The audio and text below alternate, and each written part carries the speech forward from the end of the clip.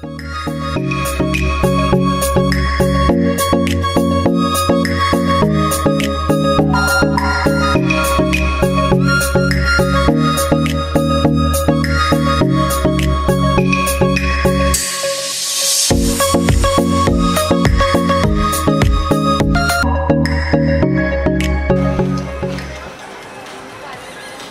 are we going, babe? So on on the 1st of July is my 30th birthday, and this gentleman over here, show your face. So we are now in Istanbul airport, not the Atatürk, there's the other one airport, I can't remember the name of it. And I'm about to find out where we're going next, because this is a connection flight.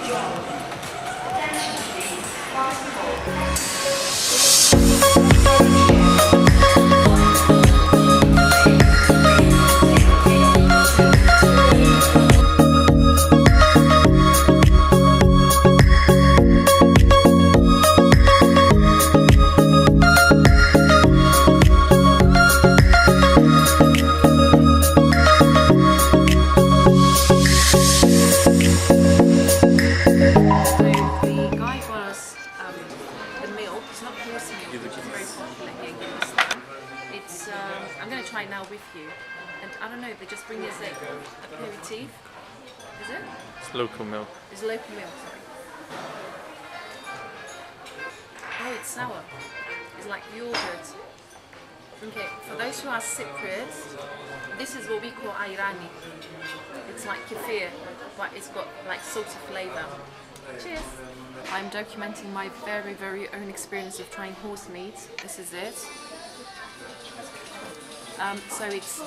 So we have here different kinds of horse meat. So this is horse meat, which is like the jelly part, and then you have this bits here that there is meat and the fat. So this is the one that I've tried, the one with the fat and the meat. I've only tried the meat part. It's like a very well seasoned food, isn't it? It's like seasoned meat. It's got salt and peppers. And we've got a kebab here as well. I really enjoy it. It's the tea. The mint tea.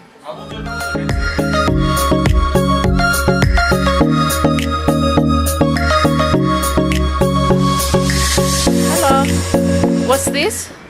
Это Максим. Максим? Да, Максим, национальный напиток. Он на основе зерен, он как квас, закваска. Но он квасится, этот на дрожжах, а это на себе уже This квасится. is national, this is Russian. А это квас, а это чалап, это кисломолочный. Oh, it's a chalab. Oh, chalab, what's this? Это Maxim. Maxim. And that's chocolate. Это квас. So we are in the city centre of Bishkek now, and that lady, she was trying to explain us what the refreshments were. Was it like chocolates and something with wheat? I had no clue what she was explaining. Yeah, we can't try it now because we're so full. The presidential park. That's where we're walking. Thank you. Huh?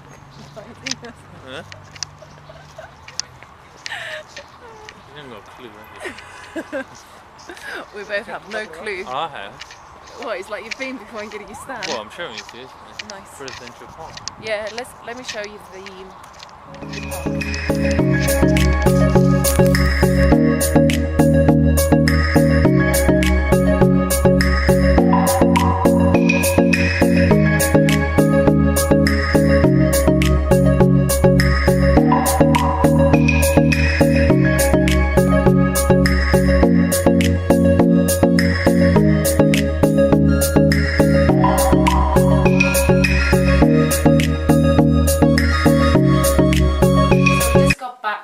the city centre, and I thought it's a good idea to show you our room that we got in which is in Bishkek in Kyrgyzstan. So you just walk in and you got like the bedroom, and it's got really nice storage here to put and fix everything, so it's quite spacious. So actually there you are, and you even got like a living room here which is absolutely amazing. And this is where we get ready, And let me show you the view, which is not the greatest. Oh, it's dark, you can't tell. So there is a massive construction going on right here, but then you've got a park and you've got a park for children that they're playing. So in the morning you can hear the children playing around.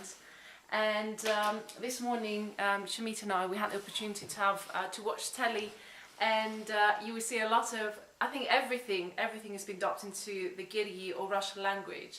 And walking around the city, it was really an educational trip. But now I'm gonna let you go, and I will take you with me tomorrow.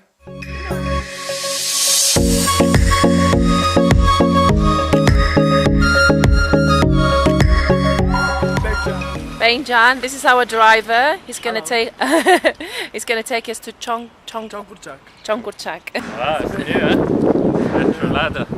Yeah, it's new 2008. New engine and stuff like this. Oh, it's got a new engine in it. Wow. So, Nice, eh? yeah.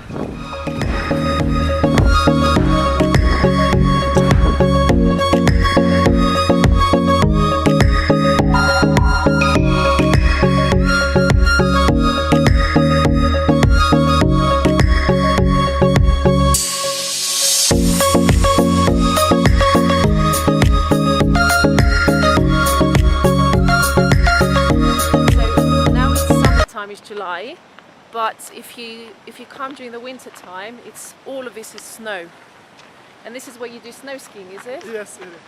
Just there. Just that place. And this place is very popular for the horse milk, Fresh milk. fresh milk, and it's very good for you, is it? Yeah, the fresh air. But there's something else you said to us now, is that if you drink alcohol here, you don't get drunk. Yeah, It takes a long time. it takes long time, and then you don't have hangover the next day. The next day. No headaches. So now we're going to one of the Yurtas. yurtas, which in Kyrgyz means tent. And there is these yurtas that we're going to. Apparently, they're quite good. They're quite famous for their horse milk. And also, we've been told that it's very rare, but we can still find snow tigers, which is closer to borders with China. And also, what is really nice is that you get families over there. I don't know if you can see them. There you are. And there is one behind me. Now they sit here and they have the barbecue, they have the lunch, and you easily get hungry here because of the fresh air, and you want to eat all the time.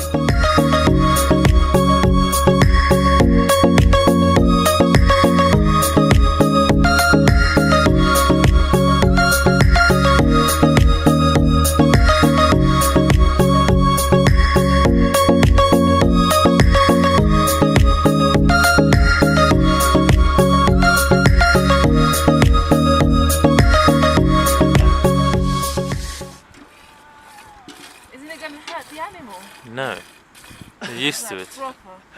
Yeah. You know those young cows, they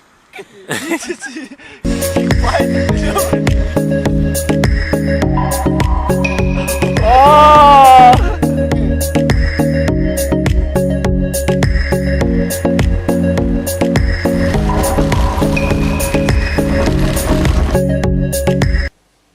Hello, good morning from Kyrgyzstan.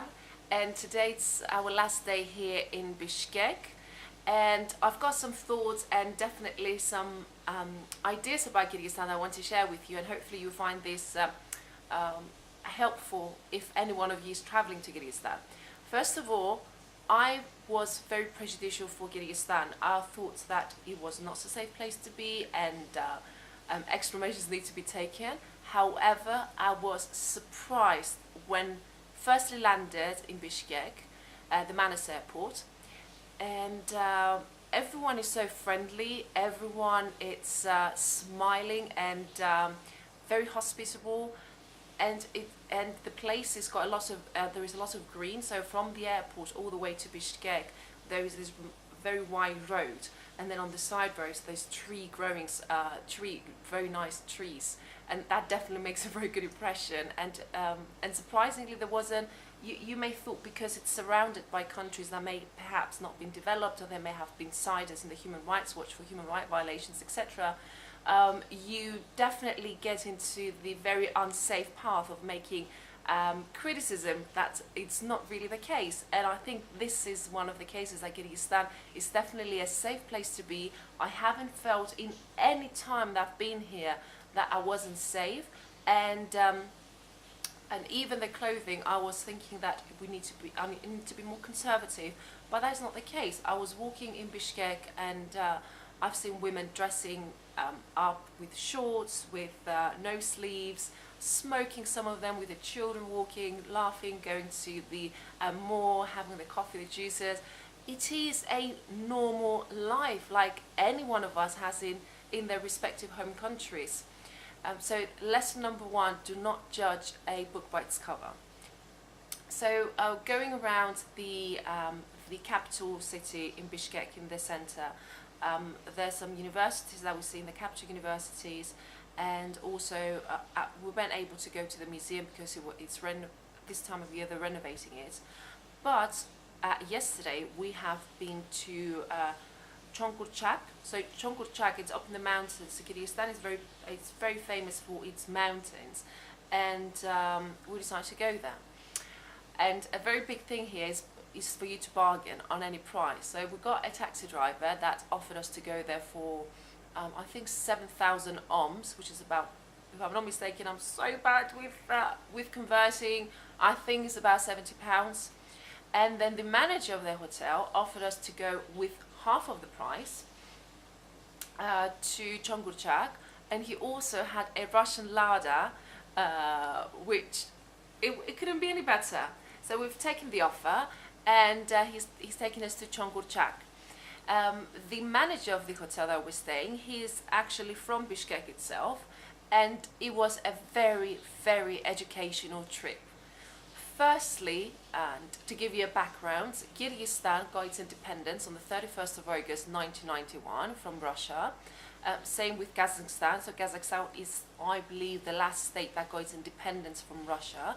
And both Kyrgyzstan and Kazakhstan, they got their independence in an amicable manner. So I believe what he told us is that Russia respectively allocated the presidents for their respective countries, and that was it.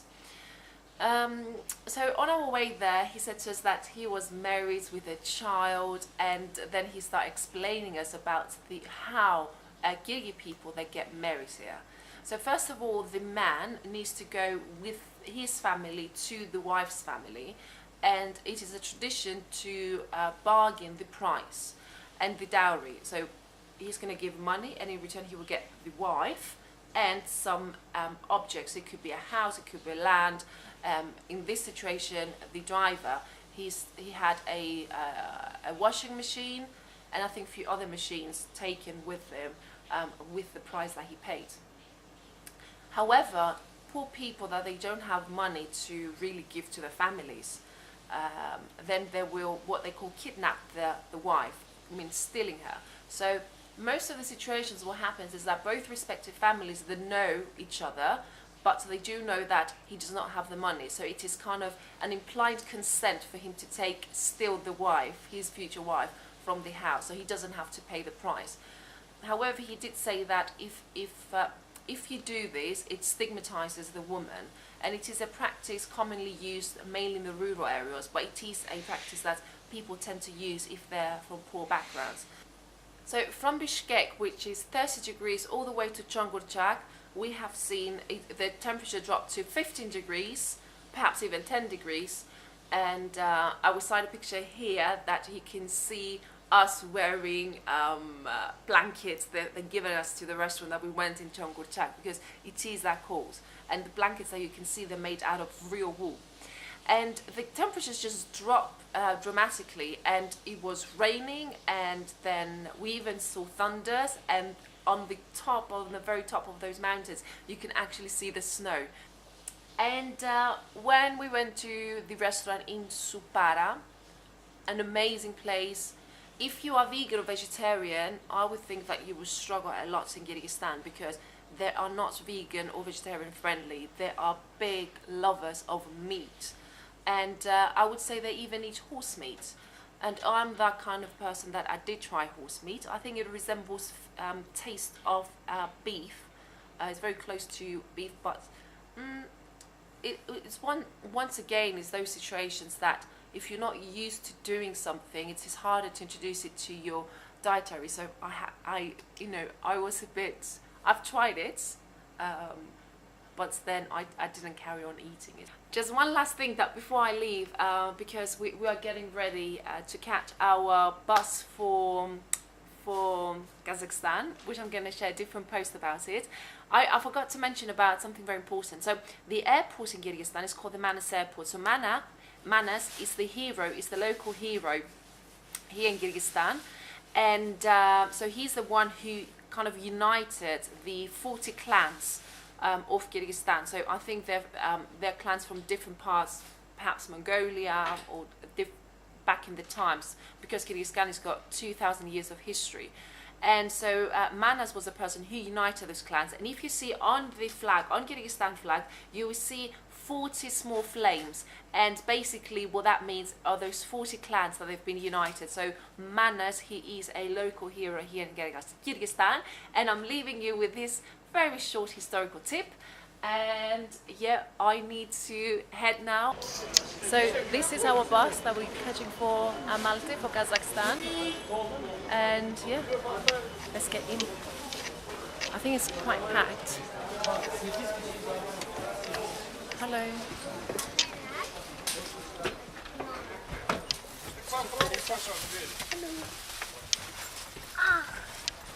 Oh, you got right in the back.